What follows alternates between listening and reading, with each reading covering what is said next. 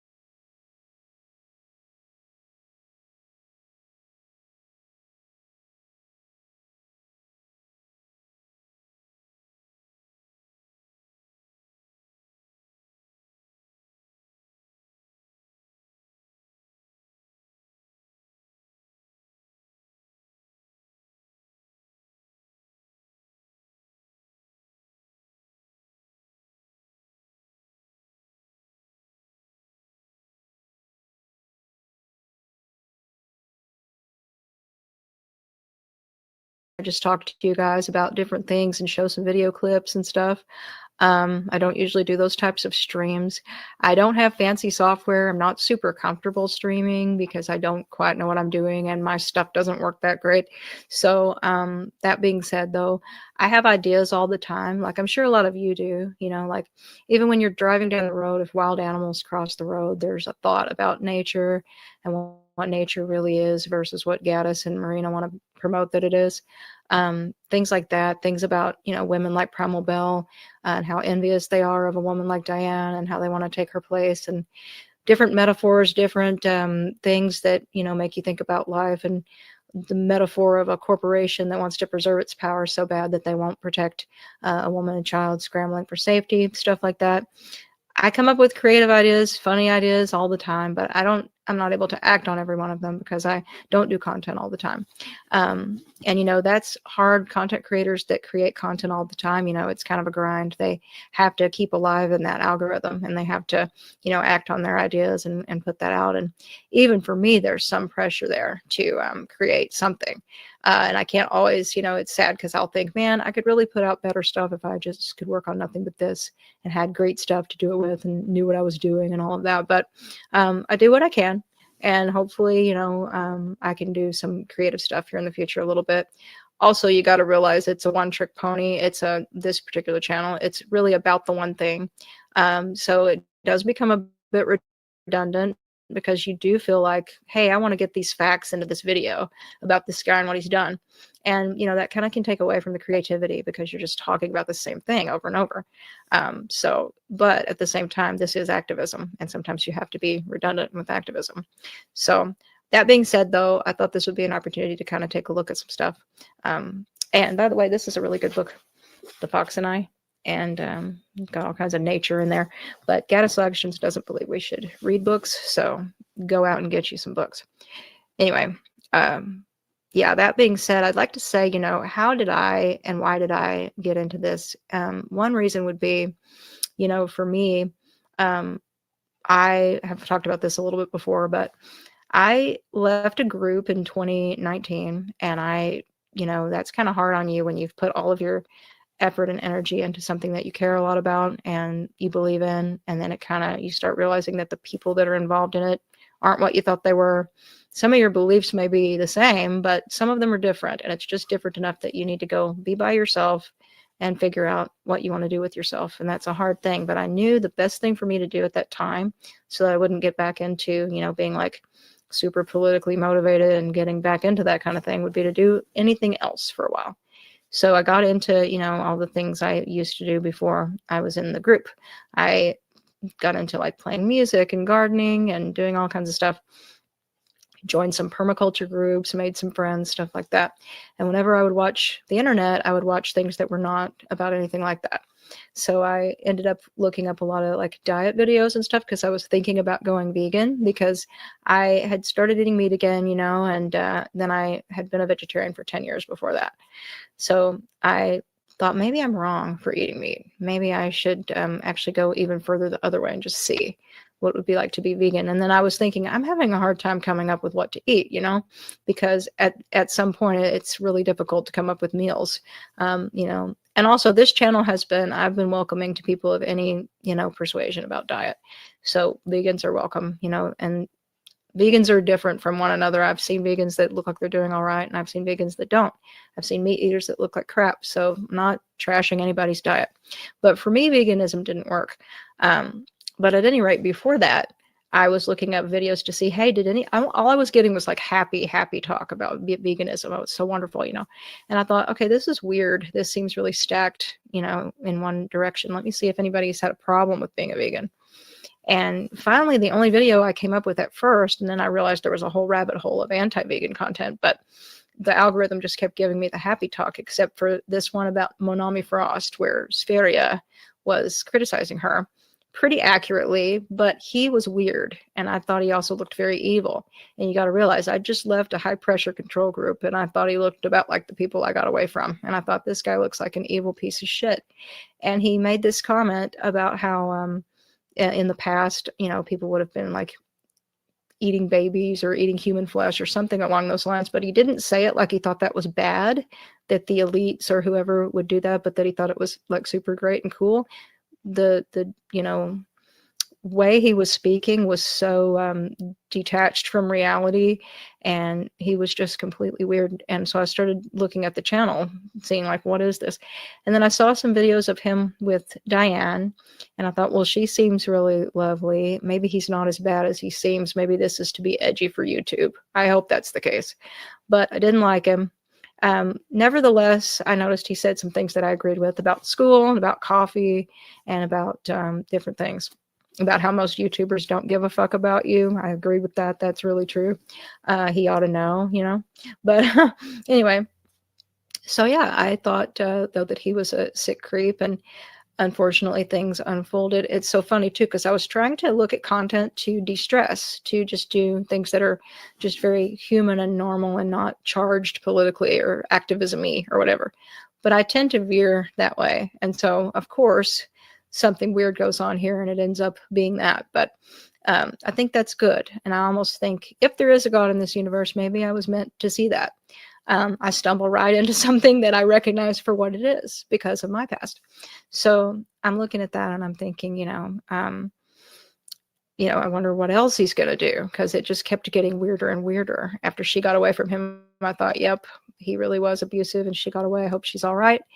And this was, you got to realize it's something I'm watching like in my leisure, here and there periodically. It's not like I, am super observant of the situation.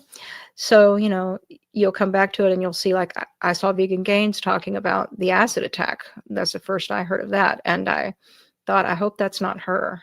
And then I saw the video that he put out and they said it was her home and all of that. So I thought it probably was. And then I thought that the frame of the lady standing there looked like her. So it turns out it was her. And then I read a little bit about what they were saying at that time happened, where someone helped her into a shower, they said. So I hoped they just were throwing that at her, acid at her. Maybe they didn't get very much on her and she got into a shower and got it off and she wasn't too badly hurt. That's what I hoped happened. I had no idea. And then, and you think, I hope they're all right. And then I got more hateful toward him, believing, that this is so horrible that she was chased completely off the internet by this creep. And in between that time, I'd seen Jake's channel where he started calling him out, and it was nice to see somebody doing it in a humorous way, but showcasing what's wrong with the guy. Like, the way that he talks about women and the way that he talks about Diane, like, this little woman just ruined my life by, existing and not doing what I wanted her to do, instead of moving on with his life. And you guys need to pay my rent because my woman left me, calling it out for what it is instead of believing the guy. And it was really cool. And I remember a flip when he actually made a video where he looks right at the camera and makes it clear, and did a serious video saying, look, this is why I don't like the guy. And that's the first person besides Vegan Gains that I'd seen do that. And that's why I've been supportive of both Vegan Gains and Jake all along, and always will be, and won't throw them under the bus, because that's character, when you will do that, when you will tell the truth. A lot of other people, they were willing to make funny videos, but they weren't willing to say that.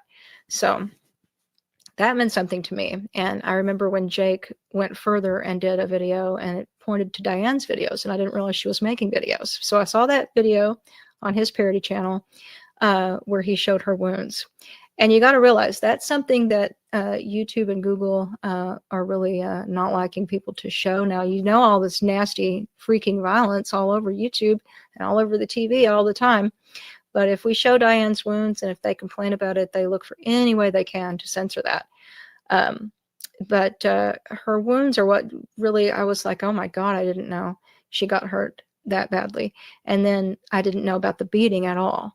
So when she started telling her story, and then I watched her videos and saw her telling, and that really got me, because she's, saying, we need help. We are in hiding. And then I got to realizing, for all this time, I didn't know they tried to burn their house down twice to kill the baby. So this flipped me into a mode of, why aren't people doing something? This is not, even just a matter of exposing him for being a creep. How is he out here on the internet raising money? And how are we ignoring this and I couldn't even think of making a funny video without turning it into some kind of serious activism at that point. But only because of Jake showcasing that and Diane showcasing that did I even know about it. So we have to give people credit for Diane, her bravery, and other people for having bravery as well. Everybody doesn't do legal work, but they're doing what they do. So for me, it's like, okay, I know there's something you could find here to go after them on this, to make somebody do something, to compel an action, So I've been poking at them, trying to do that now since 2024. But nonetheless, that's what, she had her head opened up for anybody who comes on content later and doesn't know this story. Her nose was broken. Her spine was injured. Her arm was horribly burned. When she was running from them, they threw the acid at her back. We find out that they were laughing while they were doing all of this to her. And it's just, you can get almost lost trying to tell this story. But basically, that's the starting point where I'm like, put in a mode of, what could I do? And what could I do on this platform? Because when you try to write things in the chat, people don't listen to you very much. They do, but they don't. Well, who are you? You're just making comments. But because I started writing about what I thought we could do, and people were like, meh, you can't do that.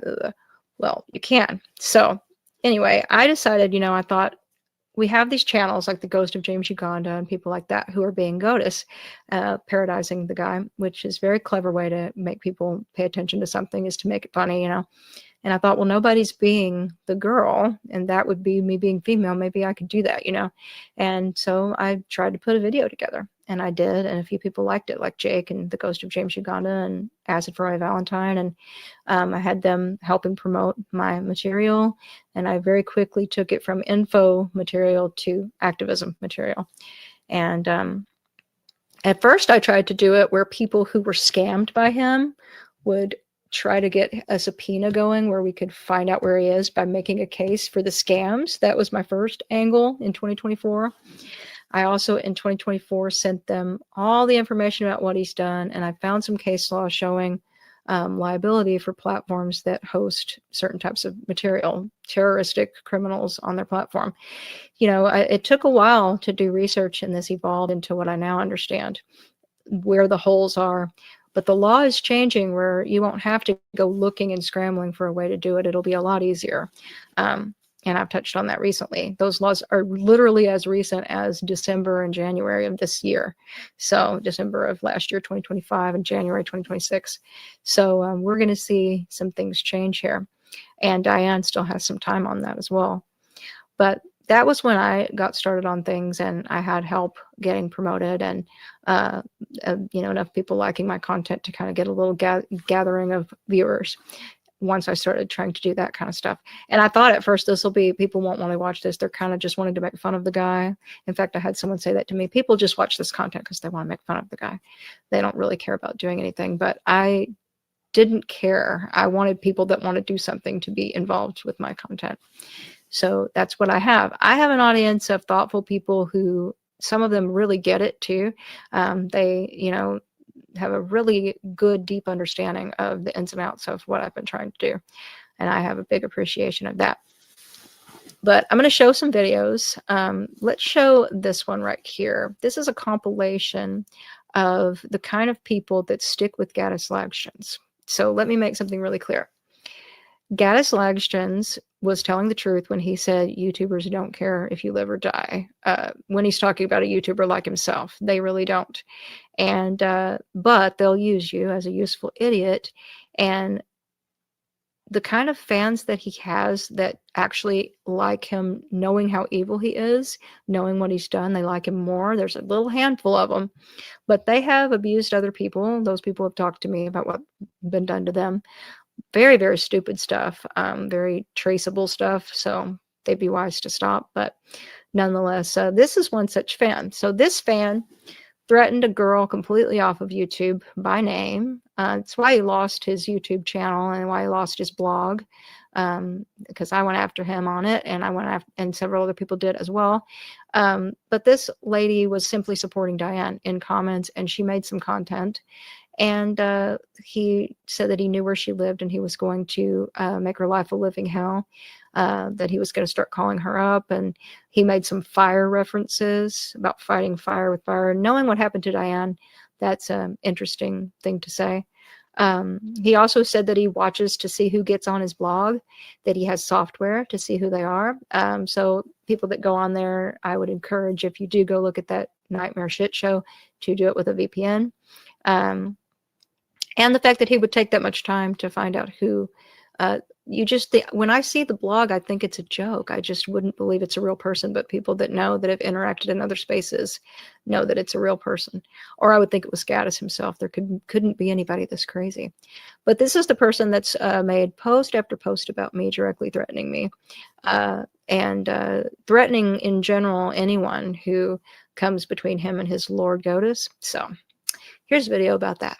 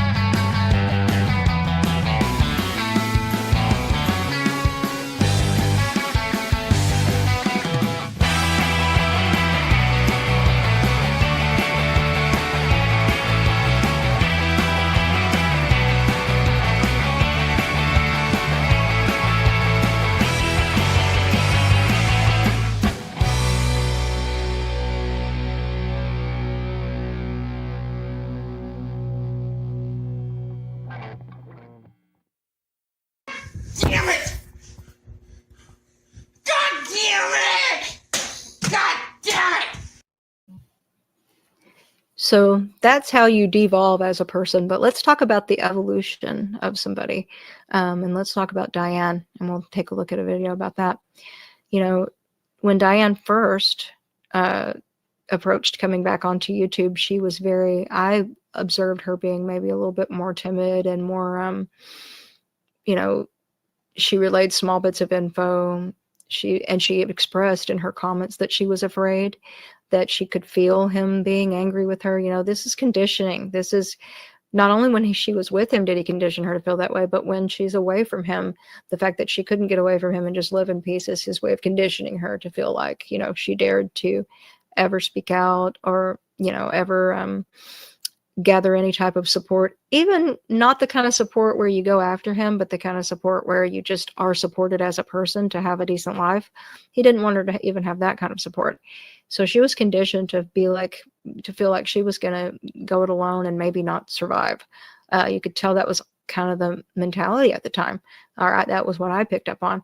And then over time, it just evolved into she got more brave, she got more hopeful, and they really went after her at that point. You got to realize that's when we had our Catherine coming back, making these disgusting videos. And I was so angry, and it was nice to be able to fight on someone else's behalf, because when it's not you, it's a little bit easier. And then they went after me too with some nasty comments. I've had things said to me that nobody should ever have said to them anywhere in the world, that have been said to me on the internet by people that wouldn't say it to my face. But it's made me a little bit stronger, because, even though these things would bother any normal person, they are what they are, and I see them for what they are. And you walk through that and you're like, okay, what else? I remember a guy that was wrongfully convicted one time making the comment, because he sued the prison while he was in prison. And they said, aren't you afraid? Well, he said, well, they've already got me on death row. What else are they going to do? Kill you? And he was right. What else are they going to do? So, in a way, the only way to fight evil is to look at it as, well, I'm either going to fight it or I'm going to succumb to it. So what else are they going to do? When they call you everything they can call you and make any kind of, conjecture they can at you, the only thing left is to say, okay, what else are you going to do? Kill somebody? They would kill you if they could. Are we going to live in a world where people that would kill you verbally or physically run the show? I mean, I don't want to live in that world. So it's worth it to push against them. So at least to me it is.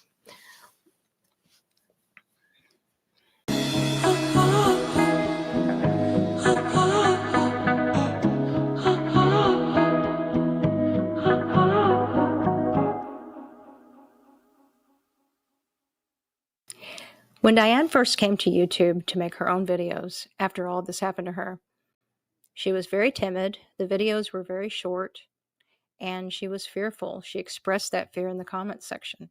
She said that she could feel his rage. She knew he was enraged, and this wasn't for no reason. She'd been conditioned to feel this way by being around him, by witnessing what made him rage at her. And nothing does he fear more than exposure. So this took a lot of courage just to do this, but she was experiencing a lot of fear, you could tell. And they're in a very terrible situation where they're in hiding. So that's understandable. It's not fear based on nothing.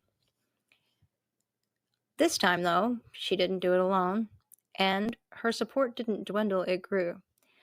A lot of the people coming at her were sock puppets, and she knows Gaddis's history of this.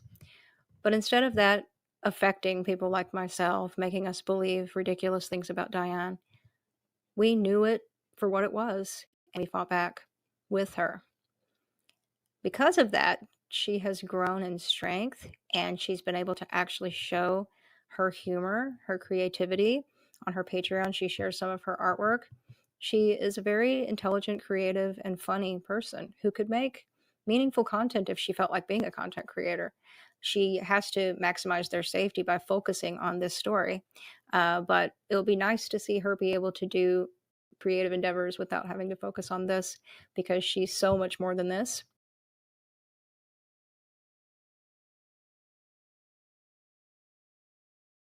What she is here is a display of everything a mother should be.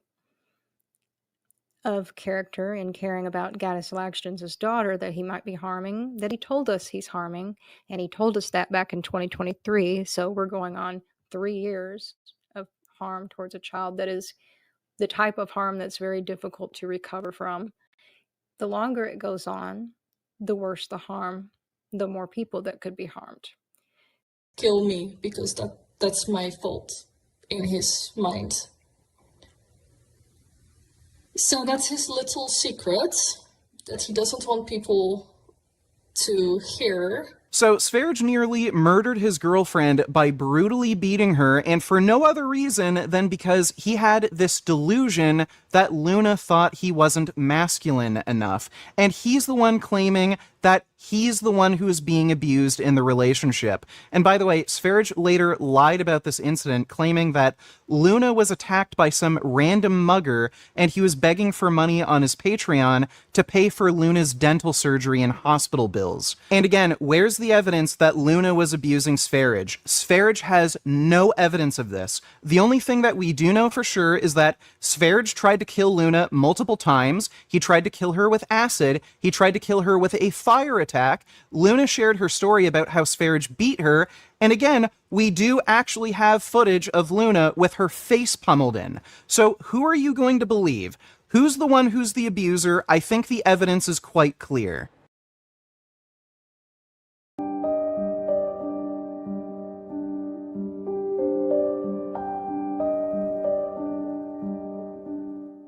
Here are some interesting clips of Sverige talking about his thoughts on consent, rape, sex with children that you might find a little disturbing. There's actually this guy called Nature Boy, who I put in epitome of malnourishment. He's actually on trial now for being a cult leader.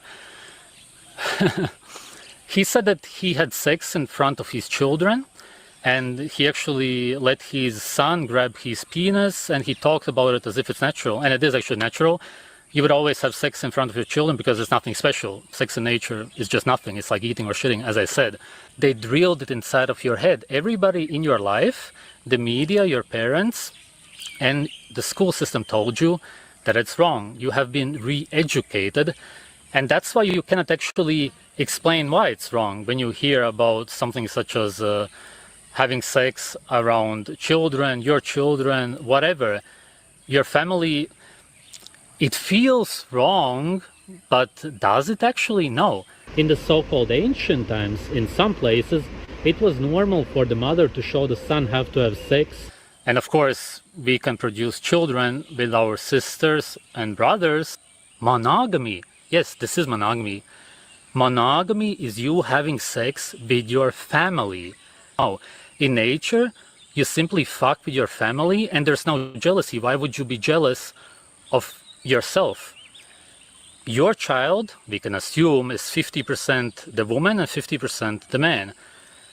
You're creating a different version of yourself, and then you have sex with yourself, essentially, or at least 50% of yourself.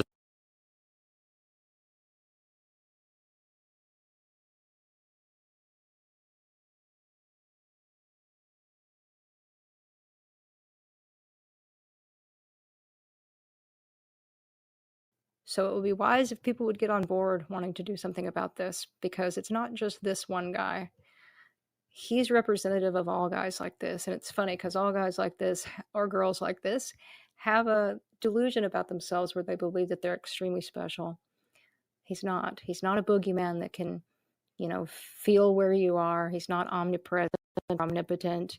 They want you to feel that way, like when he intimidated Diane into feeling like he could sense what she was doing and might find her and feel enraged and want to get her. He is enraged, but he's just an enraged little man. He's not able to get you if you stop him. And you're going to stop him, and so are we. So going forward, we have, let's see, it's been the 6th to the 6th to the 15th.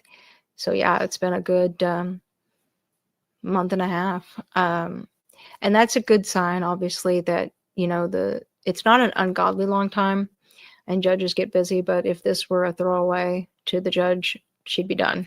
She'd have already drafted her response and be done with it. So they are being thoughtful with it. That doesn't mean I'm going to win. That doesn't mean I won't have to appeal. But it does mean that, just like the fact that they didn't rule right there, and that's why Priscilla had the look she did of, oh crap, we're not done with this. No, you're not, because these issues are, as I say, they are. They do need to allow us to go to trial. And I could potentially win if we do, especially as this new law gets pushed through that would apply to this case. So it just was such a unique situation where having this channel and having the 20 false defamation complaints gave me legal standing in a breach case. And that we had a judge that cared enough about what I was showing him about those endangered children and Diane and myself being threatened, that he wanted to almost help me make it easier to do that. And in a way, that's their job. You're supposed to veer on the side of not being an obstacle to a pro se litigant. But he went even beyond that by not making me file a motion for that and by asking me to draft that himself. And I appreciate that for what it is. And I did the best I could with it. And it was good enough that we're still in a waiting game, 2024 to 2026. And we're going to go all the way through with doing everything that we can. And we're going to do things beyond this. So just keep in mind that I might not always make content, but that I will be around doing this stuff. And I want to see you doing what you want to do safely, as safely as you can. But there's ways to show your support safely. And, our goal is to make that little girl, that little boy, and Diane safe, happy, and free as soon as possible, and to create a situation where less of this can go on towards anyone as soon as possible. So thanks for being here. Talk to you guys later. Bye-bye.